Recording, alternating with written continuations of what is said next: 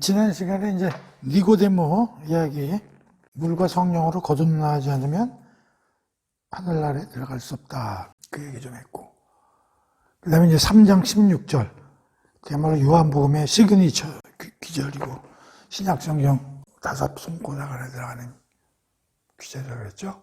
하나님이 세상을 이토록 사랑하사 독생자를 주셨으니 이는 그를 믿는 자마다 멸망하지 않고 영생을 얻게 하려 함이라. 외워놓으면 좋죠.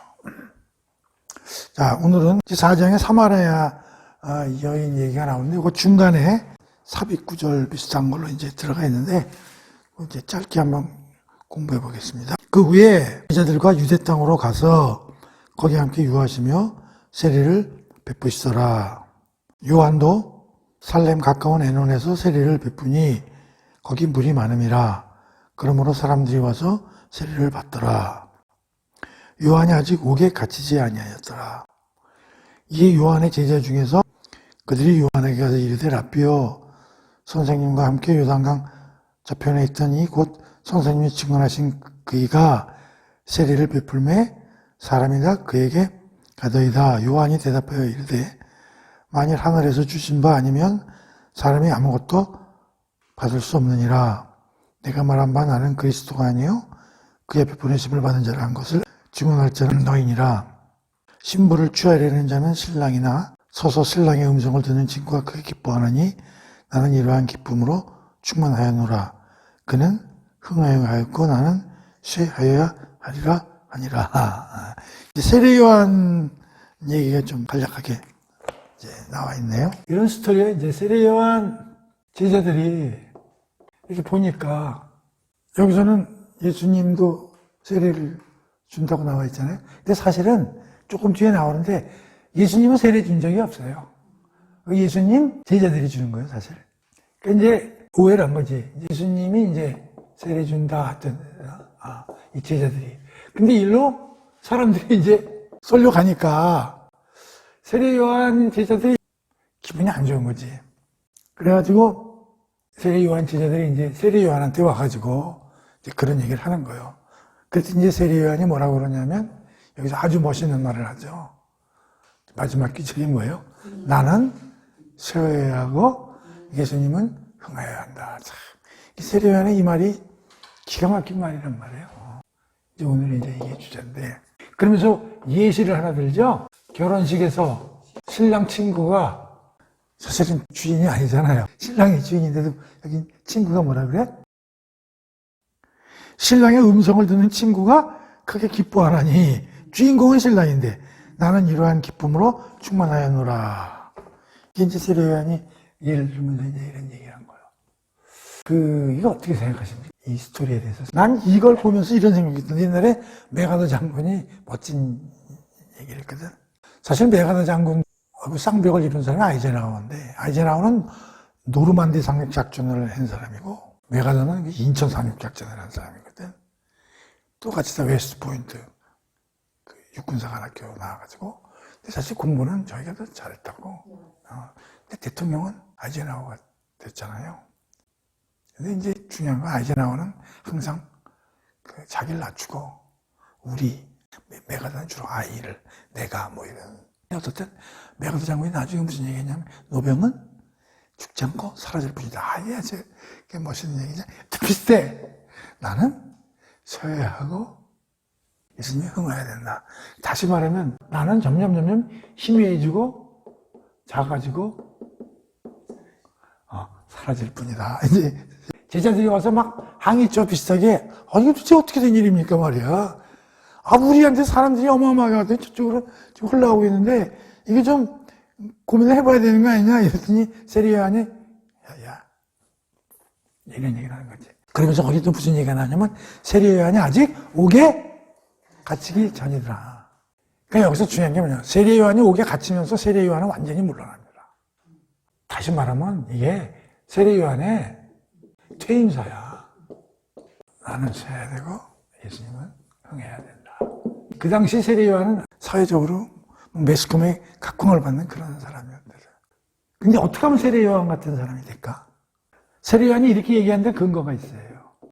27절. 이 말이 제일 중요해.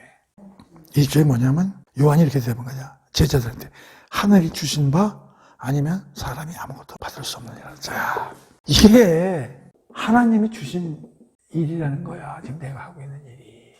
이런 말을 할 수 있는 사람은 내가 하고 있는 일이 하나님께서 주신 일이라는 걸 아는 사람은 자기의 어떤 직분이 낮거나 이런 거에 대해서 그렇게 속상해하지 않는다고. 그 속상해하지 않으려면 뭘 가지고 있어야 되냐면, 아, 이게 하나님이 나한테 이 일을 주셨구나. 그러니까 뭐 그거 만족할 수가 있는 거지. 근데 하나님이 없는 사람은 어떻게 돼? 그래서 나 옛날에 그 코미디 프로에서 이런 거 봤어. 손은 누가 키워? 그런 얘기 있잖아. 그게 뭐냐면 다들 뭐 좋은 자리만 가면 손은 누가 맘 먹이고 키우냐 이런 얘기거든. 내가 그날부터 얘기하는 거야. 똥은 누가 퍼? 손은 누가 먹여? 손은. 그리고 우리 사회에는 다 직급이 있잖아요. 직장에도 다 직급이 있고, 군인들도 대장부터 저 쫄병까지 있고, 공무원도 저 구급부터 장관까지 다 있고, 속세적으로 보면 직급이 다 존재한다고. 근데 이 속세에서는 이 직급을 어떻게 생각하냐면 사람의 어떤 인격이나 뭐 레벨이나 이런 걸로도 이걸 취급하잖아요. 속상하지. 그러니까 세례 요한이 사실 일반인이었으면 속상하지. 자기는 예수님 뒷짝거리 하는 사람이니까. 그러나 이 사람은 이게 하나님의 주신 일이라고 생각할 때 자기는 아무렇지도 않아. 그게 뭐 어때? 그러면서 뭘 예를 들자면은 신랑 얘기를 듣는 건데, 이제 이걸 하려고 그러면 저걸 좀 알아야 돼요. 유대인들의 그 결혼을 어떻게 하는가. 유대인들은 그 혼인을 어떻게 하냐면 일단 날을 잡아서 신부집에서 이제 일단 혼인을 해. 그러면 이제 그게 공식적인 결혼이요. 그럼 우리는 신혼여행 갔다 와서 이제 그때부터 사는데 그렇지 않고 다시 신랑이 돌아와서 1년 정도 떨어져서 산다고. 우리 같이 약혼식이 아니라 정식 결혼이라고. 근데 육체적인 관계는 못해. 그래가지고 신랑은 신랑대로 다시 집으로 와서 1년 동안 뭐냐면 그 집을 구해, 집을. 집을 주로 짓는다든가. 신랑 아버지가 1년쯤 돼가지고 날짜를 정해주면 신랑이 이제 가가지고 이제 그때 이제 진짜 결혼을 하는데, 그때 이제 신랑 친구는 뭘 하냐면은 신방에 이제까지 안내하는 거야. 저기 신랑을. 그렇게 하고 이제 그 다음날 아침까지 기다렸다가, 몰라, 나도 이건 책에서 본 거지. 근데 신랑이 나와가지고 신랑 친구한테 그런다는 거야. 아, 우리 신부는 정숙하다. 그러면 신랑 친구가 그걸 듣고 가가지고 모든 사람 앞에서 그걸 이제 어나운싱을 하는 거야. 그것까지가 신랑 친구가 하는 일이라는 거지. 그게 이제 그걸 빗대서 하는 거야. 신랑이 주인공이지만 신랑을 신부관까지 안내하고 또 신랑의 그걸 듣고 나서 어나운싱 하는 그것만 해도 나는 기쁘다. 이제 그걸 예를 들으면서 이제 예수님을 신랑으로 데뷔를 하고 자기는 이제 그런 일을 하는 신랑 친구로서, 그러나 나는 친구로서 기쁜 일이다. 이제 이렇게 얘기를 한 거지.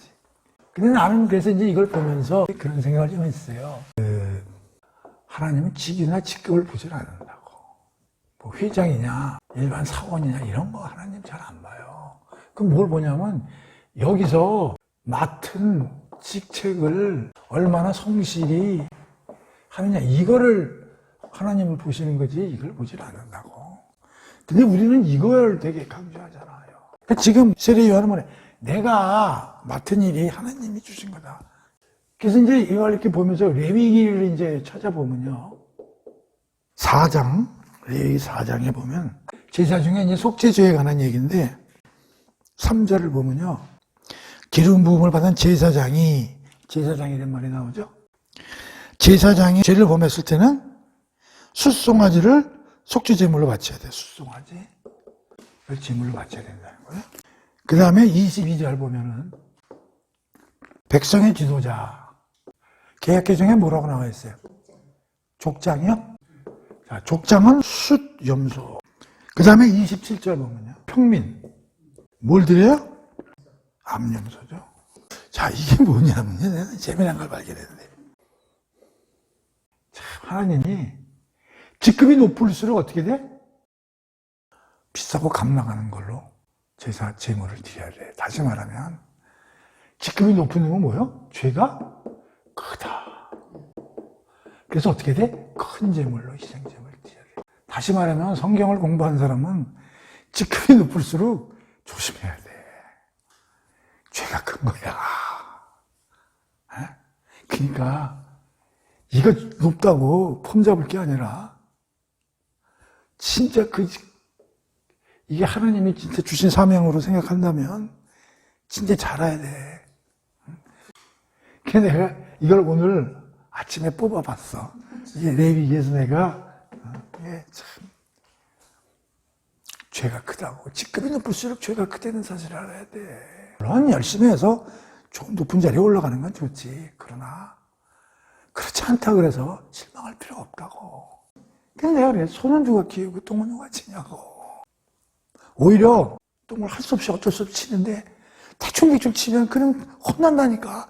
열심히 팍팍 닦아서 쳐야 돼. 그걸 하나님 좋아하시지. 대통령 돼가지고 일 안 하고 탱자하고 요새 무슨 박근혜는 옛날에 뭐 7시간 어디 갔냐 그러고 지난번에 문재인이 또 뭐 6시간인가 또 뭐 했냐 뭐 열심히 해야 돼. 그런 식으로 대충 일하고 그러면 죄가 커. 그 죄를 앞으로 어떻게 감당할까? 마지막 백보자 심판할 때. 그래서 하여튼 세례요한의 퇴임사. 이제 세례요한은 이제 사라지는 거야. 이렇게 하고 퇴임사. 그러나 아주 그냥 지저분하게 죽죠. 참 이게. 그 이제 옥에 갇혀요. 이제 옥에 왜 갇히냐면 헤롯 대왕이 자기 동생 와이프 제수 씨를 데리고 산다고. 그래가지고 이제 세례요한이 막 거기에 대해서 이제 성토를 하지. 잡아다 옥에 쳐놓고. 헤롯이 이제 자기 생일날 잔치를 벌려가지고 조카 딸이 춤을 이제 춰서 흥을 돋우고 있자 소원이 뭐냐 그랬더니 세례요한 모가지 따달라는 게 소원이라 그래가지고 그래가지고 모가지를 따요. 그래가지고 죽어. 하나님 좀 너무하신다고 생각해. 왜 그 예수님 먼저 6개월 그 수태고지로 태어나게 해가지고 여태 끝을 그런 식으로. 그러나 그건 세상 사람의 눈으로 볼 땐 그렇지만 근데 예수가 이제 나중에 뭐라 그러냐면 이런 얘기를 하죠. 여긴 좀 뒤에 나오지만 지금까지 여정한 사람 중에 세례요한이 제일 큰 자라 얘기를 하세요. 그 정도로 세례요한에 대해서. 어쨌든 내가 너무 슬퍼하지 말아라. 하나님이 주신 걸로 알고 열심히 살면 복 받는다. 자, 그 다음에 짧은 구절이 또 하나 있네. 한번 봅시다. 31절에서 36절까지. 이것도 좀 상당히 짧은 구절이지만 의미가 있어요. 뭐 한번 읽어봅시다. 위로부터 오시는 이는 만물 위에 계시고 땅에서 난 이는 땅에 속하여 땅에 속한 것을 말하느니라. 하늘로부터 오시는 이는 만물 위에 계시나니 그가 친히 보고 들은 것을 증언하되 그의 증언을 받는 자가 없도다. 그의 증언을 받는 자는 하나님이 참되시다는 것을 인쳤느니라. 하나님이 보내신 이는 하나님의 말씀을 하나니 이는 하나님이 성령을 한량없이 주심이니라.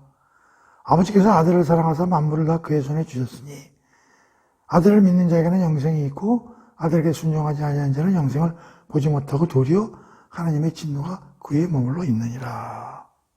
난 이걸 보면서 이제 예수님은 하나님을 계시하는 사람이다. 다시 말하면 계시자와 계시 대상자. 계시자는 누구야? 예수고 계시 대상자는 누구요? 하나님. 그러니까 예수가 누굴 계시하는 거야? 하나님을 계시하는 거야. 그런데 한번 봅시다. 재판장에 가가지고 우리가 이제 증인이라고 그래봐. 증인으로 이제 신청을 받아가지고 증언을 한다고 칠 때 판사가 볼 때 이 사람이 증인한 게 과연 믿을 만한지 안 믿을 만한지를 판단하는 근거가 뭘까?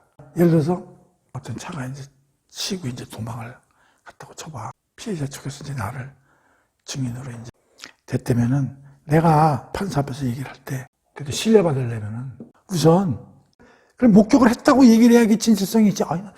아마 까만 무슨 소나타 같은 게 휙 지나가는데 막 그 차가 사람을 친 것 같은데 이렇게 얘기하는 것보다는 까만 차라 소나타고 남번은 몇 번이고 딱 이렇게 내가 그걸 직접 봤다 이렇게 해야 진술이 약간 제대로 된 것 같아. 이렇게 되잖아. 그러니까 뭐냐면 이게 직접 체험을 하거나 직접 정보를 가지고 있는 사람이라 이 증인으로서의 가치가 있지 무슨 들었대든가 무슨 자기 머리로 유추해서 했대든가. 오케이? 그리고 두 번째는 뭐냐면 이 사람이 진술을 자꾸 속이려고 그러는 게 아니라 적극적으로 진술하려는 그 열의가 있고 사람이 말이지. 그 세 번째는 이 사람이 일관성이 있고, 오늘은 이 얘기했다가 뭐 내일은 저 얘기했다 그러면 이제 일관성이 없으면 안 되잖아요. 그러니까 이런 기준을 가지고 한번 보자고. 여기서 무슨 말이 있냐면, 위로부터 오시는 이는 만물 위에 계시고 땅에서 나뉘는 땅에 속하여 땅의 것을 말하느니라. 그렇지. 땅에 있는 놈이 위에 걸 알 수가 없지. 그가 친히 보고 들은 것을 증언해. 자, 그러니까 예수님이 하나님을 증언하는데 예수님은 원천적으로 어디 있었냐면 우리 아까 배웠잖아. 9장에서. 말씀이 누구와 함께 있었대. 그렇지. 예수님은 하나님을 하늘 위에서 직접 보고 완전 같이 살고 생활했던 체험한 사람이라고. 그러니까 예수는 뭐냐면 하나님에 대한 원초적 증거를 갖다가 확보하고 있는 사람이야. 그러니까 하나님을 알 수 있는 사람은 이 전 세계에 예수님밖에 없는 거야. 두 번째는 그는 친히 보고 들은 것을 증언하되, 그러니까 그리고 예수님은 계속 하나님을 모든 사람 중에서 그걸 계속 증거한다고. 무지하게 열심이야. 진술에 열심인 거야. 근데 사람들이 안 믿는 거야. 이 원초적인 증거를 가지고 있는 사람이. 근데 그 밑에 더 중요한 말이 하나 나와. 하나님이 보내신 이는 하나님의 말씀을 하나니, 당연하지. 이는 하나님의 성령을, 그러니까 이 예수님은 첫 번째는 원초적 증거를 확보하고 있고 엄청난 열의를 가지고 증언하고 있으며, 세 번째는 하나님의 성령을 예수님한테 듬뿍 부었다는 거야. 성령을. 그러니까 여기서 말하는 일관성이나 확실성, 충분성, 이런 그 재판석에서의 제대로 된 증인으로서의 이런 세 가지 요소를 감안해서 보면 예수님이야말로 하나님에 대한 진짜 계시자다. 그런 얘기지. 지금 그 요한복음에 앞으로 계속 예수가 누굴 계시야? 계속 하나님을 계시하니, 설명하고 계시하니까요. 그래서 1장 1절에서 얘기하는 게 예수님은 하나님과 같이 있었다. 말씀이 굉장히 중요한 얘기지. 구약 사람들은 아무리 선지자들 얘기를 귀담아 듣는 사람일지라도 하나님을 제대로 아는 건 아니지. 피상적으로 들어서 아는 거지. 예수는 직접 본 사람이니까. 4장 1절에서 6절까지 한번 읽어보고 하겠습니다. 사실 요 세례 요한하고 요거는 약간 삽입구문이야. 그래서 이제 니고데모에서 이제 사마라 여인하고 연결이 돼서 읽으시면 좋죠. 중간에 있는 것도 중요하지만 삽입구문이라고 보면 되고, 예수께서 제자를 삼고 세례를 베푸시는 것이 요한보다 많다 하는 말을 바리새인이 들은 줄을 주께서 아신지라. 가로 열고 예수께서 친히 세례를 베푸신 것이 아니요 제자들이 베푸신 것이라. 유대를 떠나서 다시 갈릴리로 가실새 사마리아를 통과해야 하겠는지라. 사마리아에 있는 수가라는 동네에 이르시니 야곱이 그 아들 요셉에게 준 땅이 가깝고 거기 또 야곱의 운물이 있더라. 예수께서 길 가시다가 피곤하여 운물 곁에 그대로 앉으시니 때가 6시쯤 되었더라. 여기까지. 지금 여기에 바리새인들이 지금 뭐라고 해요? 예수께서 세례 베푸시는 것을 많다 하는 말을 바리새인들이 들었다. 근데 그 밑에가 재밌죠? 세례를 베푸신 것은 제자들이었다. 그러니까 뭐냐면 지금 이게 사실 정확한 정보를 바리새인들이 들은 거예요? 아니요. 원래는 제자들이 준 건데 예수님이 줬다고 이제 막 하는 거예요. 이게 무슨 얘기냐면 바리새인들이 벌써 이미 예수라는 사람에 대해서 적대감이 가지고 예수를 보기 시작했다는 거야, 지금 이게. 그래서 이제 유대 지방에서 예수님이 어떻게 돼? 나에 대해서 너무 엔티 세력이 많은 것 같아서 이제 지역으로 옮기시는 거야, 그렇죠? 근데 여기 어디로 가시려고 그랬어요? 갈릴리로. 갈릴리로 가시는데 지금 사마리아 지역을 거쳐서 가시는 거예요. 여기 지도를 이렇게 보면 여기가 유대 지역이고요. 여기가 사마리아, 여기가 갈릴리. 이렇게 돼 있다고. 그럼 여기서 여길 가려면 거쳐야 되잖아요. 근데 여기를 거쳐가질 않아, 사람들이. 어디로 가? 전부 이렇게 돌아가요. 이 사람들은, 이 지역은 거의, 뭐라 그러나? 이쪽 사람들을 거의 그냥, 그냥 이리로 가요. 그런데 지금 예수님은 어디로 가신다고? 일로 가시는 거예요. 그러면, 왜 예수님이 사마리아 지역으로 가졌을까? 그걸 한번 생각해 봐야죠. 그렇죠? 이것도 유대 지역 아니요. 원래대로 하면은 이것도 땅인데. 그러니까 이 지역에 대해서 예수님은 벌써 이미 내가 가서 이 지역에 대해서 뭔 일을 좀 해야 되겠다. 라는 생각을 가지고 결정을 하셨기 때문에 일로 가시는 거죠. 그렇죠? 그러면 우리가 그 사마리아 지역에 대해서 발성을 좀 알아야 되는데 이게 나름대로 어디에 좀 써있냐면 열왕기하 17장 24절 북하고 남하고 두 결로 갈렸는데 북이스라엘이 아수르한테 이제 망한 거야. 주로 이 아수르 이름들은 어떤 정책을 쓰냐면 혼혈 정책을 쓰는 거야. 아주. 그래가지고 저쪽에 있는 지방에 있는 사람들이 이쪽 사마리아 지역으로 북이스라엘 지역으로 사람들을 이주시켜가지고 이 혼인을 시켜가지고 아주 그냥 짬뽕을 만드는 그런 이제 그 일들을 하거든요. 한번 여기 대충 한번 읽어볼게요. 북왕국 이스라엘의 수도 사마리아를 함락시킨 뒤 누가? 아수르의 나라가 아시리아 왕은 사마리아에 사는 이스라엘 백성들을 사로잡아 아시리아 땅으로 끌고 간 대신 일부를 자기네 땅으로 끌고 간 거야. 대신 바벨론과 구다와 아하와 하맛과 스발와임 지역에서 주민들을 그러니까 그쪽 지역의 사람들을 일로 옮긴 거야. 근데 몇 개 지역 주민들이 나옵니까? 5개 지역에서 주민들을 데려다가 사마리아 지역으로 이주시켰다. 그러자 그들 이방 나라 사람들이 사마리아를 차지하고 그곳의 여러 성읍에 정착하며 살게 되었다. 창세기에서 배웠지만 아브라함이 그 종을 시켜가지고 어느 지역 가서 며느리를 찾아오라고 그랬습니까? 자기가 살던 하란인가? 거기 가가지고 며느리 찾아보라고 그랬잖아요. 그러니까 그 당시에 유대 사람들은 이방 민족하고 결혼하는 걸 아주 금했어요. 가장 그걸 금한 이유 중에 하나가 뭘까요? 그 지역 사람들은 다른 신들을 모시기 때문에 이제 그걸 했잖아요. 결국에 이제 이게 혼혈 돼가지고 유대 사람들이 볼 때는 이거 완전히 아니다, 이거. 그리고 지금 몇 개 민족이 지금 여기 5개. 여기 보면요. 자, 이제 요한복음 봅시다. 17절 보세요. 차근차근 이제 할 거지만. 야, 네 남편 불러오라 그러니까 뭐라 그래? 남편이 없나이다. 너에게는 남편 5이 있고 지금 있는 자도 네 남편이 아니니. 자, 여기서 남편이 몇 명 있다고 그래요? 자, 잘 들으세요. 사마리아 지역에 몇 개 지역 민족이 이동을 합니까? 5민족이죠? 여기서 5 남편이라는 거는 5개 이방 민족이 들어와가지고 사마리아 지역은 5개의 종교들이 짬뽕된 지역이다. 그런 뜻을 강하게 있다는 거예요. 자, 그런 지역에 자, 봅시다. 그래서 이제 사마리아 지역에 하나님이 하실 일이 있다는 거지. 하나님이 하실 일이 뭐야? 구원이지 뭐.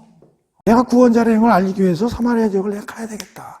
여기 밑에 있는 분이 여기 거길 떠보지도 않지만 나는 거기 가서 할 일이 있다라고 생각을 하셨기 때문에 예수님이 가기로 결정을 해서 이제 가셨다고 봐야 되죠. 6절 봅시다. 이제 갔는데 거기 야곱의 우물이 있더라.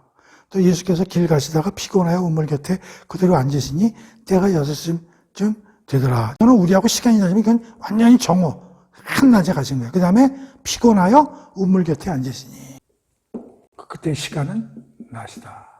낮 한참 더울 때 낮.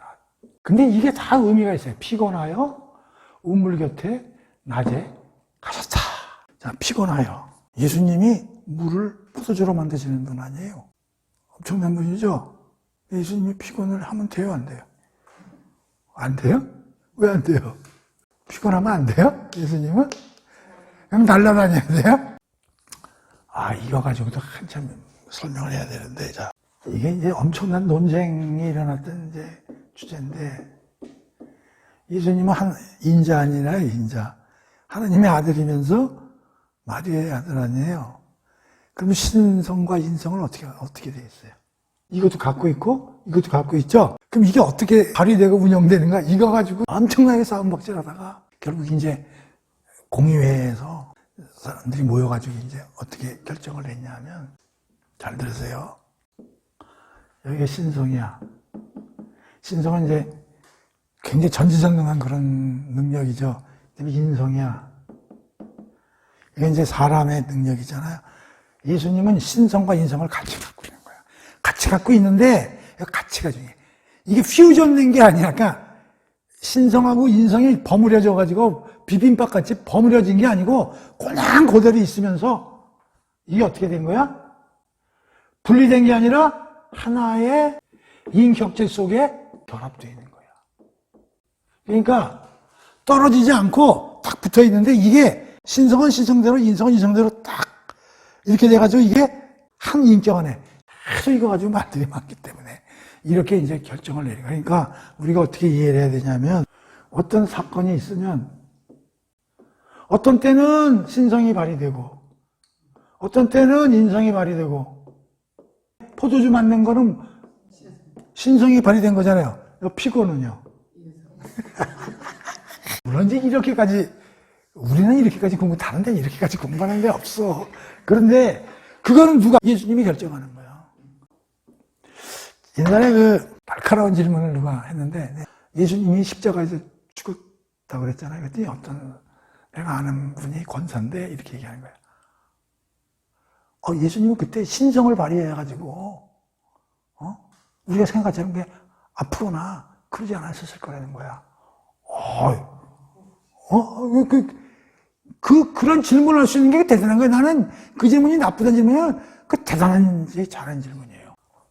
그럼 예수님이 봐가지고 자기 하나님의 아들로서 역할을 하기 위해서는 신성을 쓰시고 내가 인간으로서의 그 일을 해야 될 때는 인성을 쓰신다고. 그러면 어떤 생각이에요? 그럼 예수님 마음이네? 예수님 마음이지. 그런 걸 서로 바꿔서 쓸 수도 있겠는데? 그래서 예수님이 죽을 때 뭐라고 하냐면 아버지 내가 아버지가 시킨 일을 모두 온전하게 이루었사오니 온전하게 이루었다는 건 뭐냐?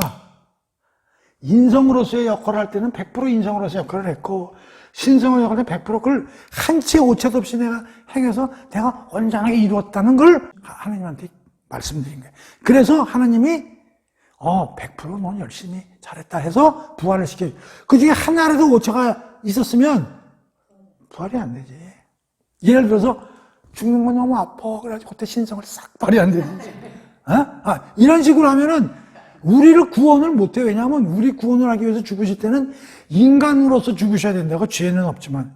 그래야 뭐를 구원할 수 있는 베이스가 되는 거지. 거기서 신성으로 싹 돌려 누구처럼 사기쳐서 싹 그걸로 그렇게 하면 안 된다고. 그래서 그걸 질문한 거야. 권사가. 예수님은 인간이야 앞으로 힘들었지만 예수님이야 전지전능한데 그래서 100% 가망이 안 온다고 그러더라고.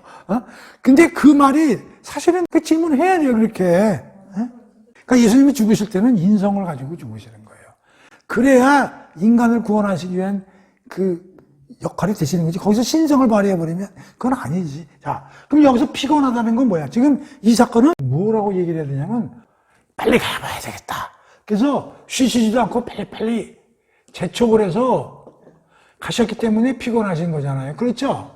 근데 이 빨리 간 이유가 뭐요? 신성을 발휘해서 간 게 아니라 인성을 발휘해서 가셨기 때문에 피곤을 느끼셨다. 그런 얘기예요. 여기도 축지법 써서 가면 피곤하지 않지. 휙 가면은. 그 다음에 운물 곁에.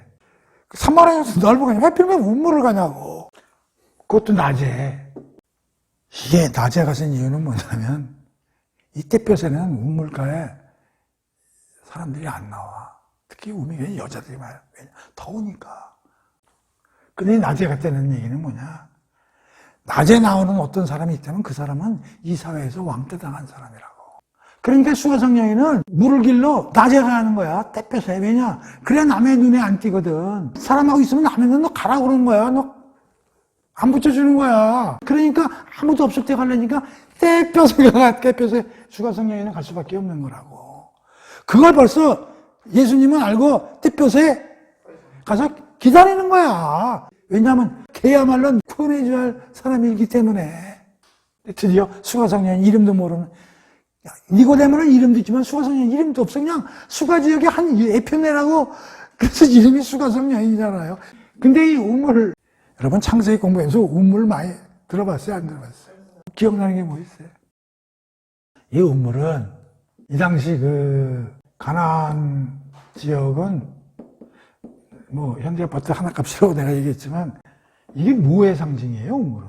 이게 없으면 죽잖아요, 이게. 경제적으로 매우 중요한 자산이죠. 자, 그런데 또 하나 재밌는 게 있어요, 우물이. 그 아브라함의 리브가를 종이 어디서 만나요? 우물가에서. 그 다음에 야곱이 도망가가지고 이제 외삼촌네 집에 찾아갈 때 라헬을 어디서 만나요? 우물가에서 만나죠. 나중에 모세가 십보라를 어디서 만나는지 알아요? 우물에서 만나요, 우물가요. 희한하잖아요, 이게 성경이. 우물가에서 특히 남녀간에 이런, 여기서 뭐가 발생해, 이런 데서. 이렇게 결혼이 발생해가지고, 뭐가 발생해? 이 후손들이 발생하고, 이 백성들이, 이런 그 특징을 가지고 있다가 우물이 이렇게. 그래서 우물가에서 이제 물 가지고 예수님과 수가성령 간에 알듯 모르듯 하는 얘기들이 계속 오고 간다고. 이렇게. 로이드 존스는 생수 하나 가지고 책을 5권을 썼으니 이 스토리 하나 가지고 참 또 읽어봅시다. 우물가에 이제 가신 거야, 낮에. 피곤을 무릅쓰고 그냥 가셔서 이제 털썩 주저앉으신 거야. 근데 인성을 발휘해서 가신 거죠. 그래가지고 이제 있는데 사마리아 여자 한 사람이 드디어 물을 길러 온 거야. 그러니까 벌써 이때 물을 길러 왔다는 얘기는 왕따 당한 여인이 왔다고 보면 돼. 예수께서 물 좀 한 그릇 더 이렇게 이제 예수님이 굉장히 빨리 달려오신 것 같아요. 그러니까 밥도 굶은 것 같아요. 제자들이 이제 먹을 거 좀 사러 이제 동네에 이제 가고 예수님 혼자밖에 이제 없으실 때 그냥 사마리아 여인이 그냥 온 거 같더니 물 한 발 달라 이렇게 얘기를 하신 거지. 사마리아 여자가 이르되 당신은 유대인으로서 어째 사마리아 여인이 나에게 물을 달라 하나이까 하니 이는 유대인이 사마리아 여왕과 상종하지 아니해. 자, 사마리아 여인도 알아. 저쪽 사람은 말을 붙이지를 않아. 근데 가만히 보니까 사마리아 지역에 있는 사람 같이 아는데 자기한테 말을 붙이니까 그 의아하게 이제 질문한 거야. 아니, 나한테 말을 걸고 물을 달라고 그러시네. 이런 식으로. 예수께서 대답해 이르시되 네가 만일 하나님의 선물과 네게 물 좀 달라 하는 이가 누구인지를 알았더라면 네가 그에게서 구하였을 것이요 그가 생수를 내게 주었으리라. 그랬더니 여자가 이르되 주여 물기를 그릇도 없고 이 문물은 깊은데 어디서 당신이 그 생수를 얻겠사옵니까? 야, 여기서 둘이 대화가 아주 참 이게 불교에서 그 선문답 하잖아. 우선 예수가 먼저 얘기를 해요. 물 다오. 그러니까 그 여인이 어째 나한테 말을 섞으시오. 그리고 약간 빈정대는 뜻으로. 보아하니 유대 사람인 것 같은데 뭐 나한테 말을 걸고 뭘 달라고 그래요? 딱 이렇게 된 거지. 그랬더니 예수님 대답이 걸작이야. 내가 목이 말라서 그러니 좀 불려. 이렇게 한 게 아니라 거꾸로 지금 뭐라 그래? 내가 누군지 안다면 네가 나에게 물을 달라고 그럴 텐데 이런 얘기야. 이게 말이 됩니까? 물을 달라고는 예수가 먼저 그랬는데 이제는 네가 나한테만 물을 달라고 그래. 정상인가? 뭐 이런 식으로 대했잖아요. 근데 이 여자도 예수님 보기 또라이 아니야? 뭐 이랬을 것 같아. 자기가 물을 달라고 그러더니 나보고 물을 달라고 그러나고요? 그러면은 뭘 준다고요? 생수를요? 생수를 어디서 구하는데요? 바켓스 있어요? 바켓스도 없잖아요. 뭘 물을 준다는 거야? 뭐 이런 얘기야. 이게 얼마나 웃기는 얘기냐고. 자, 여기서 우리가 우물하고 샘물은 생명수. 우리가 이제 또 이거를 우물은 큰 재산이고 나름대로 생명을 잉태하는 어떤 묘한 지역이라고 했죠. 우물은 결국 누가 만든 거예요? 이건 인간의 작품이잖아요. 샘물을 또 이걸 나눠야 됩니다. 샘하고 샘물. 샘은 자연적으로 만들어진 거죠. 강줄기를 타고 올라가면 거기 맨 앞에 있는 게 뭐라고 그래요? 그걸. 근원이잖아요, 샘. 그 다음에 샘물은 샘에서 나오는 물이죠. 성경에서 샘은 예수고요. 샘물은 예수님이 주시는 물이에요. 자, 그럼 물에 대해서 과연 어떻게 성경은 설명하고 있는가를 공부를 안 하면 이해가 안 돼. 우선 이 두 사람의 그 희한한 대화를 이해하기 위해서 우선 물에 대해서 좀 공부를 해봅시다. 쭉 좀 쓸 테니까요. 성경 귀절을요, 이사야 12장 3절이 있고요, 44장 3절, 55장 1절에서 3절, 그 다음에 시편 42편의 1절이요, 예레미야 2장 13절이요, 그 다음에 에스겔 47장 9절에서 12절, 스가랴 13장 1절, 14장 8절, 요한계시록 7장 17절, 네, 21장 6절. 자, 이 두 사람의 대화를 이해하려면 이 성경 구절을 찾아야 돼요. 시간이 걸려도 찾아봐야 돼요. 자, 이사야 12장 3절 찾아보겠습니다. 그날에 너희는 구원의 운물에서 큰 기쁨으로 물을 길어올 것이다. 뭐라고? 그날에. 그날이니까 이건 뭐 예수께서 오시는 날 또는 재림을 뜻하겠죠. 구원의 운물에서, 그러니까 운물이 뭐하고 관련이 있다는 게 구원, 그리고 큰 기쁨으로 물을 길어올릴 것이다. 이제 그런 게 나와 있고요. 그 다음에 44장 3절 보겠습니다. 내가 목마른 대지에 비를 촉촉히 내려주고 메마른 땅에 시냇물이 넘쳐 흐르게 하듯 내가 네 자손에게 나의 영을 풍성히 쏟아 부어주고 네 자손에게 복이 넘쳐 흐르게 하겠다. 지난 시간에는 물과 성령으로 거듭난다 그래서 물은 말씀을 뜻한다 그랬잖아요. 그러니까 여기서 물은 여기서 또 성령을 또 의미하는 뜻으로도 쓰여요. 자, 그다음에 55장 1절에서 3절. 너희 목마른 자들아 모두 나와 물을 마셔라. 그러니까 물이라는 게 전부 여기서 어떻게 되냐면 우리 구원하고 관련이 있는 것이죠. 시편 42의 1. 오 하나님이시여 목마른 가슴이 헐떡이며 시냇물을 애타게 찾듯이 내 영혼이 목이 말라 헐떡거리며 주를 찾습니다. 자, 그러니까 목마른 사슴이 헐레버튼 물을 찾듯 우리의 영혼도 이걸 채워줘야 된다 그런 얘기. 자, 예레미야 2장 13절. 내 백성 이스라엘은 두 가지 죄악을 저질렀다. 곧 생명의 샘인 나를 버리고 떠난 것과 자기들 스스로 물 웅덩이를 판 것이다. 하지만 그들이 파는 물 웅덩이는 물이 고일 수도 없는 터진 웅덩이. 여기 보면 생명의 샘을 뭐라 그랬어요? 나. 여기서 나가 누구요? 하나님이나 예수님이 가르치죠. 에스겔 47장 9절에서 12절. 이 에스겔서의 47장은 소제목이 뭐냐면 성전에서 흘러나오는 생명의 강물이에요. 원천은 성전이에요. 성전에서 이 강물이 흘러 들어가는 곳마다 모든 생물들이 무성하게 살아날 것이고 온갖 물고기들도 심히 번성할 것이다. 그러면서 이 강물이 사이로 흘러 들어가면 그 바닷물이 살아날 것이다. 그렇다. 정녕 이 강물이 흘러가는 곳마다 모든 생물들을 다 살리는 물이다. 그런 얘기예요. 자, 근데 우리가 앞전에서 성전 저거 배웠죠? 성전 척결 사건. 그때 예수님이 성전이 뭐라고? 자기 자신의 몸이라고 그러신 거죠? 그러면 여기 봐봐. 에스겔서 47장에 여기 성전에서 흘러오는 생명. 그럼 성전이 요한복음에 보면 뭐로 되겠어요? 그럼 이걸 고쳐봐. 예수에게서 흘러나오는 생명의 강물. 그렇게 봐주셔도 되죠? 스가랴 13장 1절. 장차 그날에 죄와 더러움을 씻는 샘 하나가 활짝 터져서 다윗 집안의 후손과 예루살렘 주민들을 깨끗이 씻어줄 것이다. 샘이 터져서 모든 걸 깨끗이 해결해 준다고 그랬어요. 자, 14장 8절. 그날이 오면 예루살렘에서 뭐요? 생명수가 철철 흘러나와 그 말의 절반은 동쪽 바다로, 나머지 절반은 서쪽 바다로 흘러갈 것이다. 그런 얘기 있죠. 계시록 7장 17절.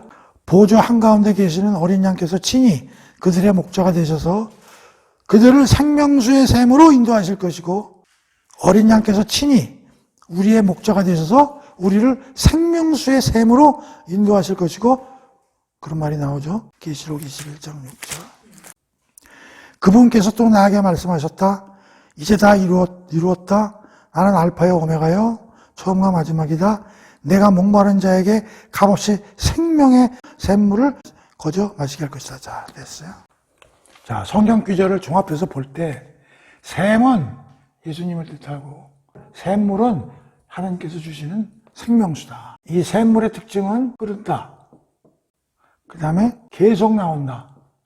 운물은 그냥 차고 말지만 이건 계속 나온다. 세 번째는 솟구쳐 오른다.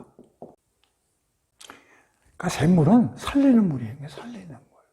그래서 이걸 생명수라고 그러는 거예요. 그러니까 이 대화에서 지금 무슨 얘기가 나오냐면 사마리아 여인은 물 좀 달라. 이제 어째 나한테 말을 섞는 거요?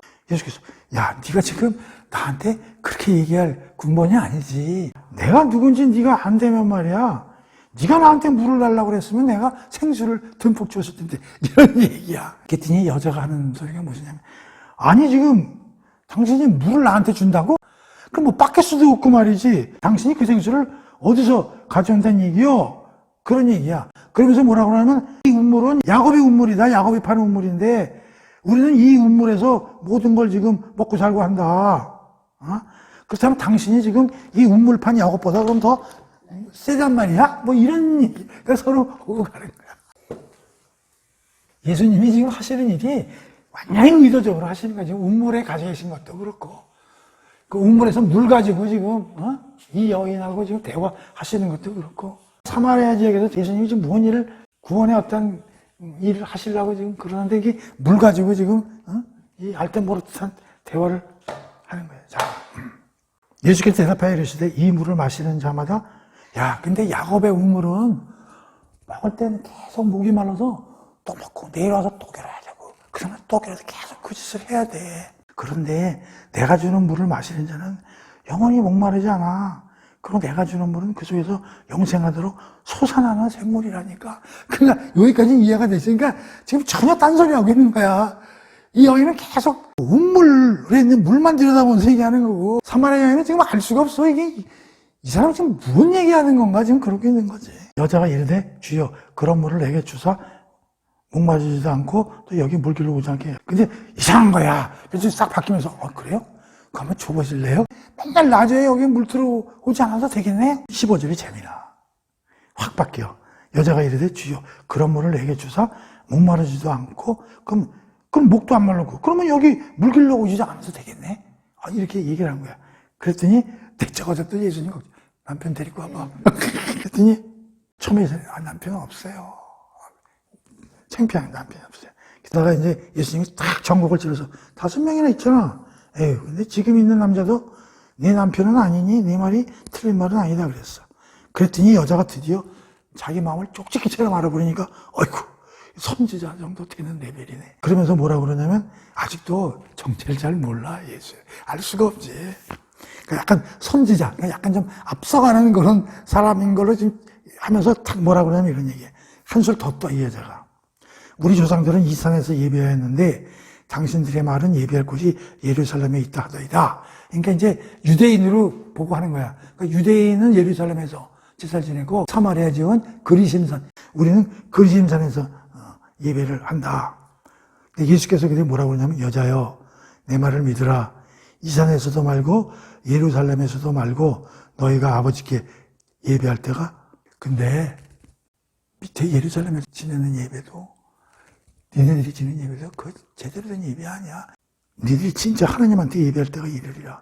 너희는 알지 못하는 것을 예배하고 우리는 아는 것을 예배하노니 이는 구원이 유대인에게서 남이라. 그러면서 갑자기 물 얘기에서 갑자기 예배 논쟁으로 확 바뀝니다.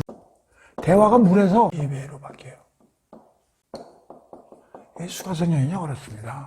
지금 예수는 뭐라 하냐면 자기는 샘물을 공급해 주는 사람이라고 이제 얘기를 했고 두 번째는 뭐냐 얘기하면은 진정한 예배는 예루살렘도 아니고 그리심산도 아니다. 이제 그런 얘기를 한 거죠. 자, 근데 이 여인은 지금 야곱 우물을 굉장히 강조했고요.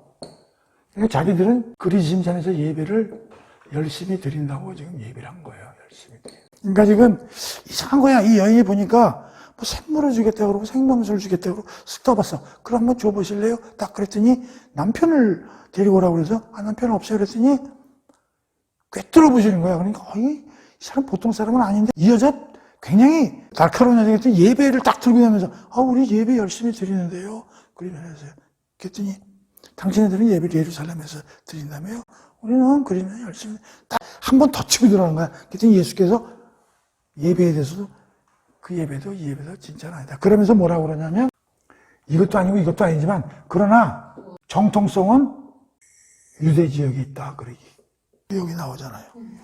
너희는 알지 못하는 것을 예배하고 우리는 아는 것을 예배하느니. 그러니까 너희들의 예배는 예수님이 뭐라고 그러냐면 모르고 지내는 예배다. 이건 알고 지내는 예배인데, 알고 지내든 모르고 지내든 둘 다 앞으로 이건 사라질 거라는 그런 얘기. 정통성은 유대지역에 있다 그런 얘기예요. 그래서 종합해 볼게요. 지금 이 여인은요, 우리는 야곱은 우리의 조상이고, 유대인뿐만 아니라 우리 사마리아 지역도 조상이고, 우리는 그 어마어마한 조상인 야곱이 살아생전에 그런 운물을 우리 지역에서 가지고 있고, 바로 내 옆에 있고, 우리는 그걸로 인해서 먹고 살고, 우리는 예배도 그 심삼에서 열심히 들고 있기 때문에, 우리는 이런 신앙을 가지고 사마리아 지역 사람들 구원을 바라면서 살고 있다고 이 여인은 강조하고 있는 거예요. 거기다 하나 더 뜨면은 5 남편이 있는 신앙. 다시 말하면 우상 숭배. 그래서 이 2개를 신학자들은 뭐라고 그러냐면 변형된 유대교 플러스 이방 종교. 전체적으로 짬뽕교다. 사마리아 지역의 종교, 신앙은 변형된 유대교, 정통 유대교가, 이 여인은 자기네들이 정통이라고 부르짖지만 예수님이 딱 한마디, 정통 아니야. 구원은 유대 저쪽에서 나오는 거지. 너희들은 틀린 거야. 그렇게 예수님이 얘기했다는 얘기죠. 사마리아인은. 근데 그거 왜 그러냐면 신학적으로 볼게요. 나라가 둘로 갈라졌잖아요. 북과. 그래서 이쪽 지는 사람들은 자기네 나름대로의 성전을 별도로 지었어요.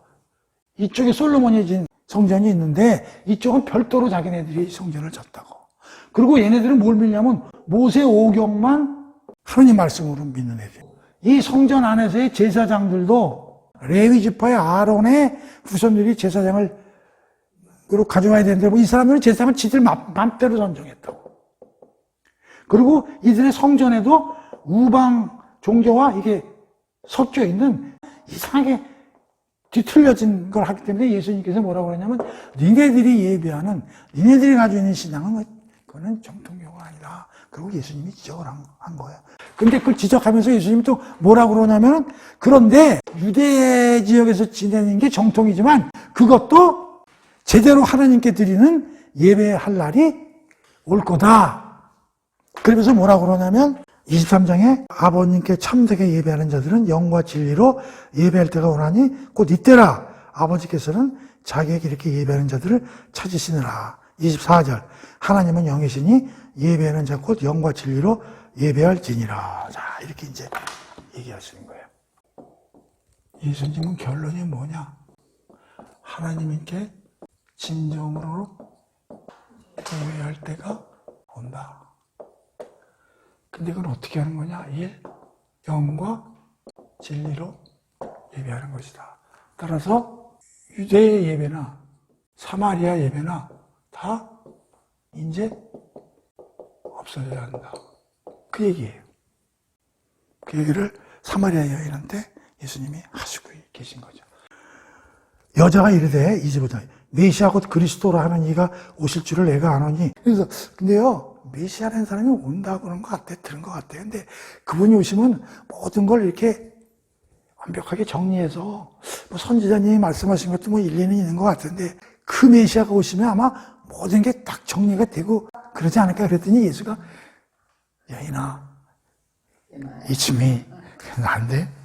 이렇게 되는 거야. 야, 대박이야. 이거 대박인데.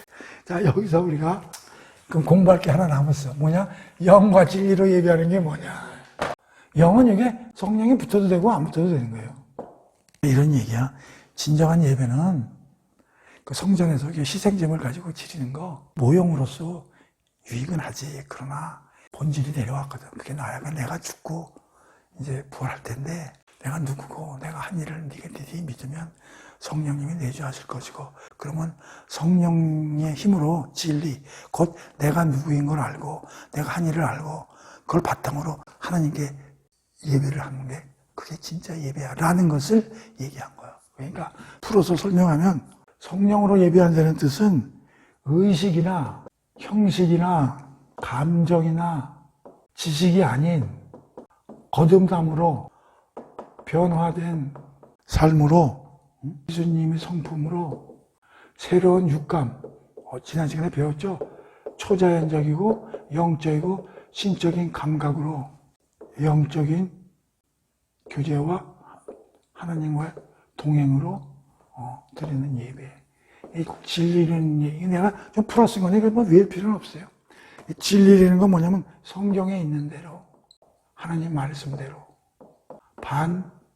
세속적인 방법이 아닌 형태로, 예배를 의식을 전혀 의식하지 않는 방법으로, 성막의 본질적 의미로 드리는 것이 예배가 진리로 드립니다. 자, 이렇게 복잡한 것 같지만 쉽게 설명하면 성령의 내주로 인한 성령님의 힘을 기초로 예수가 누구이고 어떤 일을 하신 분임을 알고 믿으며 지내는 예배. 이것이 성령과 진리로 드리는 예배다. 그런 얘기예요. 그러니까 이것들은 하나의 그냥 예시적으로 써놓은 거고, 성령을 기초로 예수가 누구고 예수가 어떤 일을 하신 분임을 알고 믿으며 지내는 예배. 그게 진짜 예배야. 근데요, 좀 너무 어려운 것 같은데, 그거 선지자님이 그렇게 얘기하신 것 같은데, 그래도 내가 듣기로는 메시아 그분이 오시면 모든 게 명확해질 것 같은데, 그랬더니, 여인아, 그게 나다. 이렇게 되는 걸로, 이제, 그래서 오늘은 여기까지 합시다. 이 상당히 긴데,